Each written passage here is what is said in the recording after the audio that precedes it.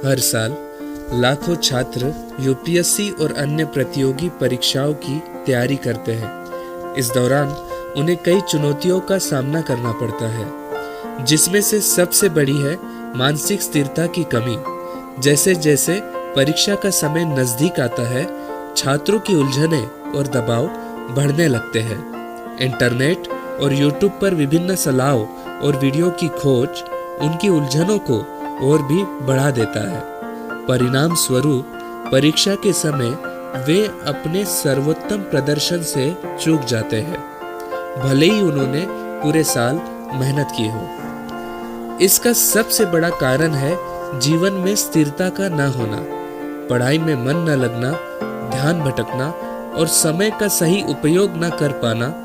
इस सब का मूल कारण मानसिक अस्थिरता है।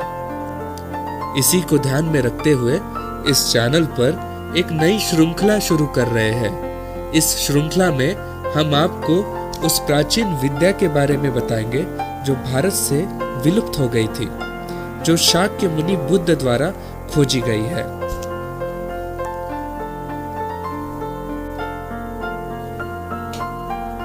यह सवाल किसी के भी मन में आ सकता है कि बुद्ध के जीवन में ऐसा क्या था जो 2500 साल से भी पहले निर्वाण प्राप्ति के बावजूद आज भी प्रासंगिक है। संभव है कि बुद्ध इसके उत्तर में कहते कि हर एक को इसका जवाब स्वयं खोजना चाहिए। आज हम इस चैनल पे जानेंगे कि सिद्धार्थ बुद्ध कैसे बने। उन्होंने अपना घर 29 वर्ष की उम्र में यानी 534 ईसा पूर्व को छोड़ा था। 29 से 35 वर्ष की उम्र के बीच गौतम सन्यासी की तरह भटकते रहे, एक ऐसे दृष्टि की तलाश में जिससे मानव की पीड़ा का अंत हो सके। घर छोड़ने के बाद वे पहले एक सन्यासी अलारा कलारमा के पास गए। उन्होंने गौतम को अपने ज्ञान के अनुसार योग, ध्यान तथा जीवन की पवित्रता के बारे में शिक्षा दी, पर दुखों से पूर्णतः मुक्ति के संबंधित प्रश्नों के संतोषजनक जवाब नहीं दे सके। इसीलिए गौतम उन्हें छोड़कर नई दिशा में चलने लगे। फिर उनकी मुलाकात दूसरे गुरु उद्धका रमपुत्ता से हुई।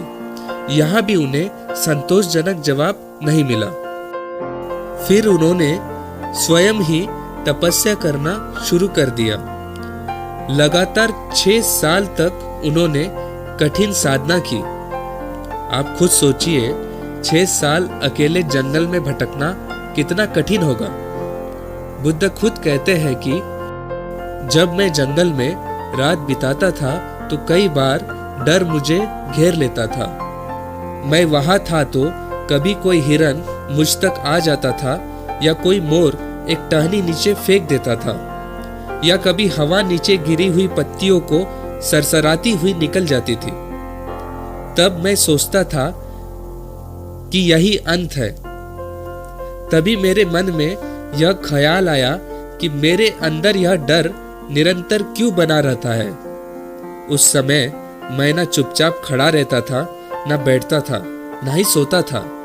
मैं यहाँ से वहां चलता रहता था और मैंने उस आतंक का तथा विभीषिका को अपनी इच्छा शक्ति के आगे झुका दिया। पर 6 साल बाद भी सिद्धार्थ को एनलाइटमेंट नहीं मिला। उन्होंने मानव शरीर की क्षमता से भी अधिक पीड़ा खुद को देके देख ली। उनका शरीर कमजोर हो गया और सुजाता से खीर ग्रहण करने के बाद उन्होंने कठोर तपस्या का त्याग किया और फिर नई दिशा की तरफ निकल पड़े। चलते चलते उन्होंने सोचा कि हम तार को अधिक कसते हैं तो तार टूट जाता है और ढीला रखते हैं तो ध्वनि की तरंगे नहीं निकल पाती। उन्होंने कठिन तपस्या की और वो ऐसे ही तार को कसते रहते तो बीमार पड़ जाते और तार को ढीला भी नहीं छोड़ा जा सकता। और फिर उन्होंने मध्यम मार्ग की खोज की जो आखिर उन्हें एनलाइटमेंट तक ले जाता है। बिहार के गया में वह एक पीपल वृक्ष के नीचे पर्याप्त भोजन करने के बाद ज्ञान प्राप्ति का निश्चय करके ध्यान करने लगते हैं। उस रात मार गिरिमेखला नामक गजराज पर सवार हो आता है। मार को हम राक्षस समझ सकते हैं। एक ऐसा विचार जैसे हम पर्दे का सोचते हैं तो मार हमें भटकाता है। मार अपनी पूरी सेना को लेके आता है और सिद्धार्थ से कहता है, सिद्धार्थ, तुम्हें अभी तक जो भी मिला वो मेरे वजह से, ताकि मैंने तुम्हें मौका दिया, पर आज मैं तुम्हें इनलाइटमेंट प्राप्त नहीं करने दूंगा और इसका साक्षी मेरी सेना है।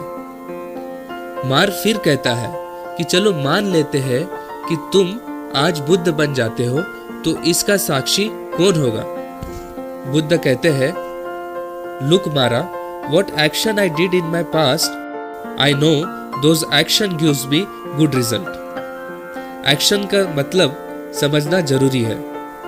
सिद्धार्थ ने जब घर को छोड़ा था तब उनका उद्देश्य ध्यान प्राप्ति का था।